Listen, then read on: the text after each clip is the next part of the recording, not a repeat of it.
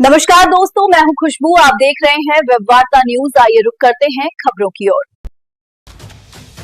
Allahabad high court ने एक मामले में साफ किया है कि किसी व्यक्ति या संस्था को अपनी प्राइवेट प्रॉपर्टी पर धार्मिक कार्यक्रम या प्रार्थना सभा करने के लिए सरकार की इजाजत की जरूरत नहीं है। यह अधिकार संविधान के तहत एक मौलिक अधिकार है।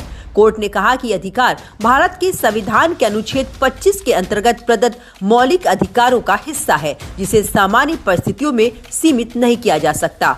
यह आदेश न्यायमूर्ति अतुल श्रीधरन और न्यायमूर्ति सिद्धार्थ नंदन की खंडपीठ ने मरानाथ फुल गॉस्पेल मिनिस्ट्रीज और इम्मानुएल ग्रेस चैरिटेबल ट्रस्ट की याचिकाओं पर सुनवाई करते हुए दिया है और अब पूरे मामले पर भी नजर डालते हैं।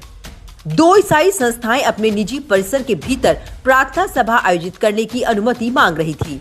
याचिकाओं में दलील दी गई थी कि दोनों ईसाई संगठन अपने निजी परिसरों में धार्मिक सभा करना चाहते थे, लेकिन राज्य सरकार ने अनुमति मांगने वाले उनके ज्ञापनों पर कोई कार्रवाई नहीं की। याचिकाकर्ता का तर्क था कि निजी संपत्ति में धार्मिक गतिविधि पर रोक लगाना मौलिक अधिकारों का उल्लंघन है। कोर्ट ने इस तर्क से सहमति जताते हुए प्रशासनिक कार्रवाई को अनुचित ठहराया। कोर्ट ने कहा कि यह अधिकार भारत के संविधान के अनुच्छेद 25 के अंतर्गत प्रदत्त मौलिक अधिकारों का हिस्सा है। कोर्ट ने कहा कि याचिकाओं को अपनी प्राइवेट जगहों पर धार्मिक प्रार्थना करने का पूरा अधिकार है और इलाहाबाद हाई कोर्ट ने ये भी साफ किया कि इसके लिए किसी सरकारी इजाजत की जरूरत नहीं है। हालांकि कोर्ट ने यह भी स्पष्ट किया कि यह स्वतंत्रता केवल उसी स्थिति में मान्य होगी जब धार्मिक प्रार्थना सभा पूरी तरह निजी परिसर के भीतर आयोजित की जाए।